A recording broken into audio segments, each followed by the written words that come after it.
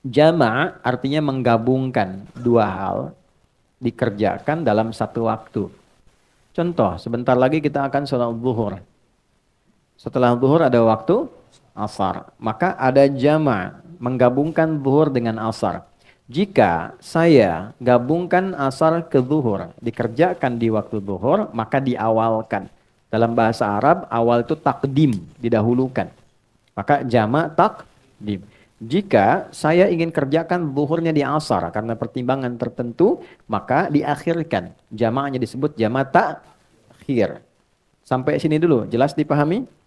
Jelas. Yang dijama itu waktunya yang paling berdekatan. Jika sudah mendekat kepada yang satu, tidak bisa dijama dengan yang lain. Contoh, zuhur dekatnya ke apa? Asar. Ya kan? Maka zuhur pasangan jamanya asar. Karena asar sudah dengan zuhur, maka asar tidak boleh dengan maghrib. Jelas? Maka maghrib dekatnya kemana? Isya. Maka maghrib boleh dijama dengan isya. Baik takdim ataupun takhir. Subuh bagaimana? Subuh itu menyendiri. Karena itu jauh ke isya, jauh ke zuhur. Ya, jadi nggak bisa dijama. Saya pengen jamak subuh dah sekalian tahajud ntar gitu kan, nah, nggak bisa. Jadi, ini subuh nggak bisa dijama karena itu jaraknya jauh ke isya, jauh ke zuhur. Jelas sampai sini?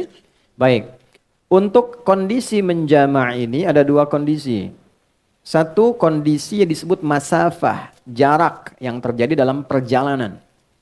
Mau menempuh perjalanan, jaraknya cukup jauh. Jarak ini dulu jauh itu diukurnya dengan batasan farsakh. Ukuran batasan jarak, kurang lebih 3 farsakh. Kalau di kilometerkan kurang lebih 80 atau 82 kilometer lah untuk sekarang. Jadi setiap perjalanan yang melewati batas itu dengan jarak itu disebut safar namanya. Ya, kalau dari sini mau ke warung bukan safar. Ya, itu tahap. Kemana akhi? Safar dulu. Mana? Warung depan. Bukan safar. Safar itu minimal jaraknya berapa? 80 atau 82 kilo. Ini masafah. Yang kedua masyakkah. Ya, masyakkah. Bukan masako. Masyakkah. Masyakkah itu kondisi yang menyulitkan menunaikan sholat. Sekalipun tidak dalam perjalanan. Anda profesi dokter. Akan mengambil tindakan. Tindakan ini operasi dilakukan dari jam 1 sampai menjelang maghrib. Oke, sampai jam 6 misalnya. Baik, maka kita kan tidak safar. Tindakan dilakukan. Ini akan melewati asar. Maka kedepankan asar, tunaikan pada waktu zuhur. Jelas? Walaupun tidak ada safar.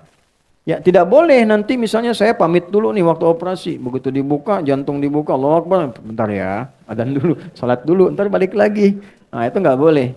Ya, jadi itu yang disebut masyakkah. Nah, ada yang kemudian menganalisis ulama, jarak itu pun harus dilihat masyakkahnya juga. Karena dulu 80 kilo pakai unta. Kan? Atau jalan kaki. Unta kecepatan berapa? Standar rata-rata itu paling cepat dan 60-70. Ya, biasanya 30. Kalau santai banget 10-20.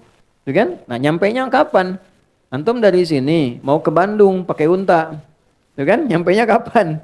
Ya kan? Tapi kalau Anda gunakan kendaraan kan bisa lebih cepat. Kadang-kadang tiba lebih cepat dari sebelum waktunya. Maka ada ulama yang melihat tetap masyakkah itu didahulukan daripada masafah. Jadi kalaupun jaraknya ada, tapi masyakkahnya tidak mendukung, ya tetap yang didahulukan adalah kadar kesulitannya. Tapi ada ulama yang tekstual, yang penting jarak. Kalau sudah terpenuhi ya sudah, hadiah dari Allah. Gitu. Nah, ini tinggal silahkan aja dalilnya ada, mana pilih yang paling gampang. Ya. Ada lagi kondisi yang tidak ada masafah, masyakkah juga ringan, tapi kondisi cuaca. Misal Anda biasa ke masjid nih, ya jamaah maghrib sudah ke masjid, tiba-tiba mau isya hujan besar begitu, geledeknya di mana-mana, ya kan? Nah itu boleh dijamak seketika juga, jamak sama dengan isya, lalu pulang isya nggak ke masjid lagi. Itu sudah masuk, itu sah, boleh dilakukan. Itu ada hadisnya juga yang tersambung dalam riwayat Madzhab Maliki itu dijelaskan dengan sangat detail. Kemudian kalau zuhur berapa rakaat? 4. Asar berapa rakaat? 4. Kalau saya jama, dahulukan asar, takdim ke zuhur, ditunaikan 4-4. Maka disebutnya namanya jamak kamil. Sempurna. 4 rakaat. Jelas ya? Yang kedua, ada kondisi, ini saya sedang nunggu nih pesawat. Saya mau berangkat. Sudah di Halim atau di Soekarno-Hatta, nunggu. Kalau saya paksakan 4, saya ketinggalan pesawat. Ya, maka apa yang terjadi? Ya, wa idza darabtum fil ardi falaysa 'alaikum junahun an taqsuru minas shalah. Quran surah keempat ayat 101. Tidak ada salahnya kalau engkau khawatir dalam perjalanan engkau mengkosor. Kosor itu mengurangi, memotong. Ya, dikurangi itu jumlahnya mesti genap, harus selalu genap. Jadi yang ganjil nggak bisa dipotong, dibagi dua. Ya, zuhur jumlahnya berapa? 4, bagi 2 berapa? 2. Hasilnya harus genap, paling minimal 2. Boleh. Ya, maghrib berapa rakaat? 3. Bisa nggak dibagi 2? Tidak bisa. Jadi nggak bisa dikosor maghrib, nggak ada 1,5. Oke, subuh berapa? 2. Sudah batas minimal, nggak bisa dikosor lagi. Udah 2 dikurangin lagi gitu kan? Nggak bisa. Ya, dan akhirnya pun jadi ganjil 1 kan?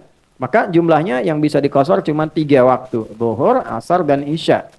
Nah, kosor itu ada yang sifatnya tunggal, ada yang sifatnya jamak. Misal, saya mau kosor nih, zuhurnya karena perjalanan, tapi saya nyampe Semarangnya bahkan sebelum asar. Maka saya nggak jamak, kosor aja zuhur. Nyampe di Semarang saya sholat asar. Kalau saya mau tinggal mukim. Jelas?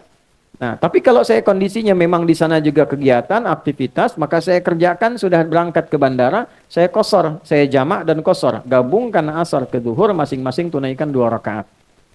Saya hadir di sini mengajar, saya kan lagi pergi nih, safar, jalan. Di sini saya ikut dengan Anda mukim tinggal di sini.